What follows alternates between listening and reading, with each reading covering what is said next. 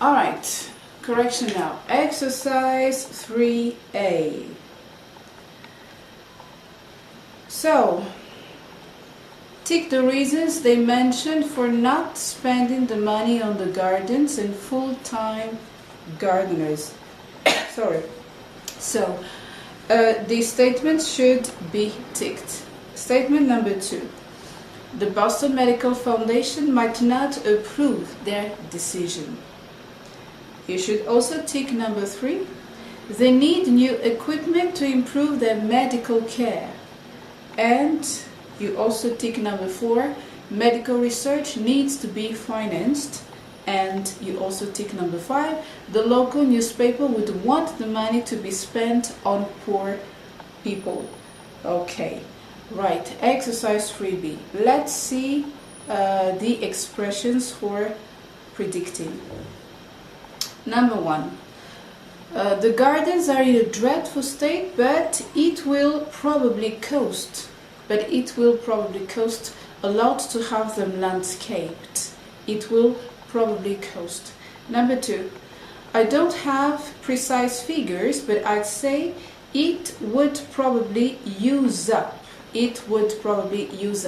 And of course, as you might have noticed, they use the contracted form. They don't say would, but they just say it would in a shortened form, in a contracted form. I repeat, I don't have precise figures, but I say it'd probably use up over half of the grant. And number 3. If we spend the money on the gardens, I don't think the Boston Medical Foundation will be very pleased. Number 4.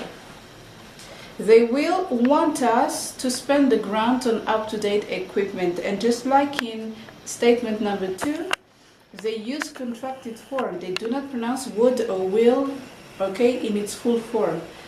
But for the sake of our correction, to make it clearer for everybody, I pronounce everything in full. Okay, so I repeat number 4. They will want us to spend the grant on up-to-date equipment. And number 5. They're very keen for us to get a new scanner. They think it will greatly improve. And on the tape, you might have heard the contracted form again. It'll greatly improve our treatment. Number 6. Another thing to think about is that it could have an effect on other projects. And number 7. Exactly, it might have a big impact on research. And the last one, I'll be talking to Diana Marsden sometime this weekend.